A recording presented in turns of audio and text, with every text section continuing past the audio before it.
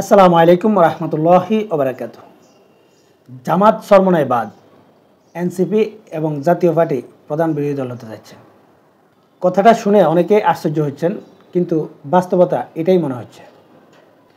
আমি আগেই বলেছি আপনাদেরকে, তারেক রহমান এবং ডক্টর ইউনূসের এই বৈঠকটার মধ্যে গোপন কথা কি হয়েছে এটা তাদের মধ্যে সীমাবদ্ধ থাকবে, কিন্তু কাজে কর্মে আমরা কিছুটা বুঝতে পারবো যে সেই গোপন বৈঠকে আসলে কি কথাবার্তা হয়েছে। আপনারা যদি একটু লক্ষ্য করেন তাহলে বুঝতে পারবেন তারেক রহমান ডক্টর ইউনূসের বৈঠকের পর বাংলাদেশের রাজনীতির সমীকরণ কিন্তু ঘুরে গেছে। সেই বৈঠকের আগ পর্যন্ত বিএনপির যত অভিযোগ ছিল সব কিছু ডক্টর ইউনূসের বিরুদ্ধে, যে তারা জামাতকে প্রমোট করছে, এনসিপিকে প্রমোট করছে, এই জাতীয় কথাবার্তা কিন্তু আপনারা শুনেছেন। এবং ডক্টর ইউনূস জামাতের সরকার, এনসিপির সরকার। কিন্তু এই বৈঠকের পর যখন দেখা গেল জামাত এবং ইউনূস সরকারের মধ্যে কিছুটা দূরত্ব দেখা যাচ্ছে, ঠিক তখন বিএনপি ডক্টর ইউনূস সরকারের পাশে শক্ত অবস্থানে রয়েছে। বিএনপি এখন এই ফেব্রুয়ারিতে নির্বাচন দিতেই হবে এটা আর বলছে না। এখানে যে সংবাদ সম্মেলনটা করা হয়েছে, এখানে কি বলা হয়েছে যে দ্রুত সংস্কার শেষ করতে পারলে ফেব্রুয়ারিতে নির্বাচন দেবে, মানে নিশ্চিতভাবে ফেব্রুয়ারিতে নির্বাচন এটা বলেনি। কিন্তু বিএনপি এখন আর বলছে না যে ফেব্রুয়ারিতে নির্বাচন দিতেই হবে, সংস্কার দ্রুত শেষ করে ফেব্রুয়ারিতে নির্বাচন দিতে হবে, এটা কিন্তু বলছে না। এটা আপনারা একটু লক্ষ্য করলে বুঝতে পারবেন। এখন অনেকেই বলতে পারেন যে জাতীয় পার্টি এবং এনসিপিকে কিভাবে প্রধান বিরোধী দল বানাচ্ছে, বা সেই নমুনাটা আপনি কি দেখলেন?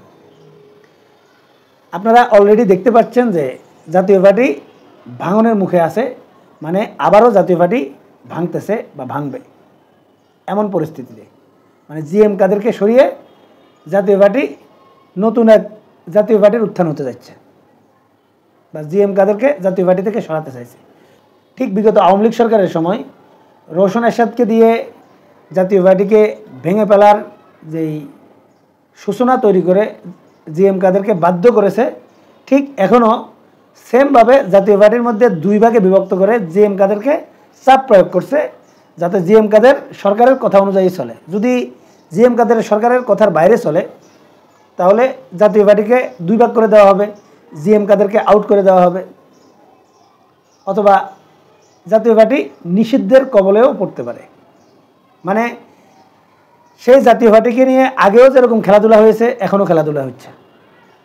এখন বলতে পারেন যে এগুলো আসলে কেন হতে পারে? আমার যেটা মনে হয়, এনসিপির যে অবস্থা, এই অবস্থায় এনসিপির জনসমর্থন কত পার্সেন্ট রয়েছে আপনারা কমেন্টসে লিখতে পারেন, কিন্তু আমি মনে করি যে বাংলাদেশে যদি এনসিপির জনসমর্থন সর্বোচ্চ হয় তারপরেও এটা 5%-এর বেশি হবে না। যেই তরুণ প্রজন্মের কথা আপনারা বলেন যে এটা তরুণ প্রজন্মের দল, সেই তরুণ প্রজন্মের ম্যাক্সিমাম অংশটা ইসলামিক দলগুলোকে সমর্থন করে বা জামাতকে সমর্থন করে। এছাড়া বিএনপির বিরুদ্ধে যা কিছু করেন, বা বিএনপিকে যতটা দুর্বল করা হবে জামাত ততটা শক্তিশালী হবে, এটা হচ্ছে মূল বাস্তবতা। এখন এনসিপিকে বিএনপির প্রতিপক্ষ বানাতে হলে, বা এনসিপির ভবিষ্যৎ রাজনীতি উজ্জ্বল করতে হলে, বা বিএনপি বিরোধী ভোটগুলো এনসিপিকে যদি পেতে হয় তাহলে জামাতকে তাদের থামাতে হবে।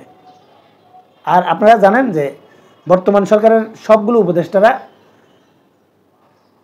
বামপন্থী।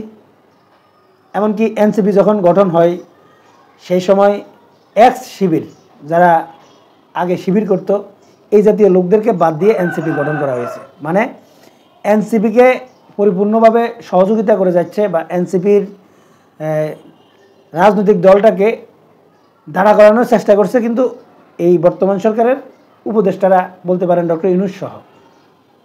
এটা অস্বীকার করার কিছু নেই, কিন্তু জামাতের কারণে সেটা সম্ভব হচ্ছে না।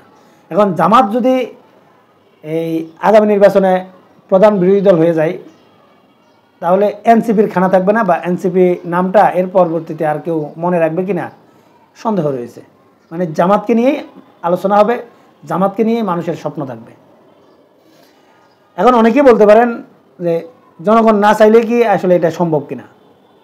দেখেন বাংলাদেশে এখন বর্তমানে মানুষের চিন্তাধারা 4 ভাগে বিভক্ত।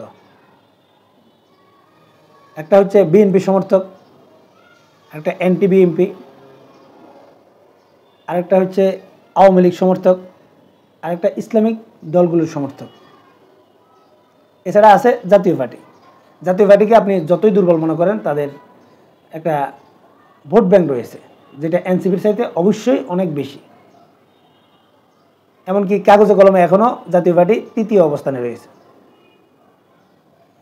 এখন এই জাতীয় পার্টিকে যদি এনসিপির সাথে যুক্ত করা যায় এবং এই জাতীয় পার্টিকে দিয়ে যদি নির্বাচন করিয়ে এই জাতীয় পার্টির মধ্যে আওয়ামী লীগের জনপ্রিয় লোকদেরকে দিয়ে নমিনেশন দিয়ে যদি নির্বাচন করা যায়, আওয়ামী লীগের প্রচুর সমর্থক এই জাতীয় পার্টিতে ভোট পাবে। এটা হলো মূল বাস্তবতা। যে যাই বলেন, আওয়ামী লীগকে আপনি স্বৈরাচার বলেন আর যাই বলেন, আওয়ামী লীগের একটা শক্তিশালী ভোট ব্যাংক রয়েছে। এখন এই শক্তিশালী ভোট ব্যাংক থেকে যতটুকু টানা যায় সেটাই টানার চেষ্টা করবে এবং সেটা টেনে এই জামাত চরমোনাইকে মাইনাস করে এই জাতীয় পার্টিকে চাপে রেখে শেষ পর্যন্ত এই জাতীয় পার্টি এনসিপি সহ আরও কিছু দলকে যুক্ত করে একটা জোট গঠন করার চেষ্টা হচ্ছে বলে আমার সাদা চোখে এটাই মনে হচ্ছে। এবং বর্তমান সময়ে আমি মনে করি যে জামাতকে মাইনাস করার যতগুলো ফর্মুলা, যতগুলো পরিবেশ তৈরি করা দরকার, সবগুলোই কিন্তু বর্তমান সময়ে তৈরি করছে বলে আমি মনে করছি। এখন প্রশ্ন হচ্ছে যে যদি জনগণ জামাতকে ভোট দেয় তাহলে বর্তমান সরকার কিভাবে ঠেকাবে? সেটা অবশ্যই বাস্তব সত্য যে জনগণ যদি জামাতকে ভোট দিয়ে প্রধান বিরোধী দল অথবা ক্ষমতায় নেয়, এখানে সরকারের কিছু করার থাকবে না। যদি সুষ্ঠু নির্বাচন দেয় সরকার, তাহলে কিছুই করার থাকবে না। কিন্তু জামাতকে বা ইসলামিক দলগুলোকে বা জামাত চরমোনাইকে সম্পূর্ণ একা করে দিবে মনে হচ্ছে বর্তমান সরকার, সম্পূর্ণ একা করে দিবে। এছাড়া জামাত চরমোনাই ক্ষমতায় যেতে না পারলেও যদি শক্ত অবস্থানে প্রধান বিরোধী দল হয়ে যায়, তাহলে কিন্তু বিএনপির জন্য এটা সমস্যা তৈরি করতে পারে নির্বাচনের পর। কারণ জামাত চরমোনাই হেফাজত যদি একতাবদ্ধ থাকে, তাহলে আন্দোলনের মাঠে তাদের চাইতে শক্তিশালী অন্য কোনো বিরোধী দল কল্পনাও করতে পারবেন না। তাই আমি যেটা মনে করছি যে বিএনপি চাইছে যে এই শক্তিশালী বিরোধী দল তাদের প্রতিপক্ষ না হোক। বিএনপিকে যদি লং টাইম ক্ষমতায় থাকতে হয়, তাহলে শক্তিশালী বিরোধী দল অবশ্যই বিএনপি চাইবে না। সম্মানিত দর্শক, বর্তমান পরিস্থিতি অনুযায়ী এটা আমার ধারণা। আপনারা কি মনে করেন কমেন্টসে জানাতে পারেন। এখনকার মতো এই পর্যন্তই। আল্লাহ হাফেজ।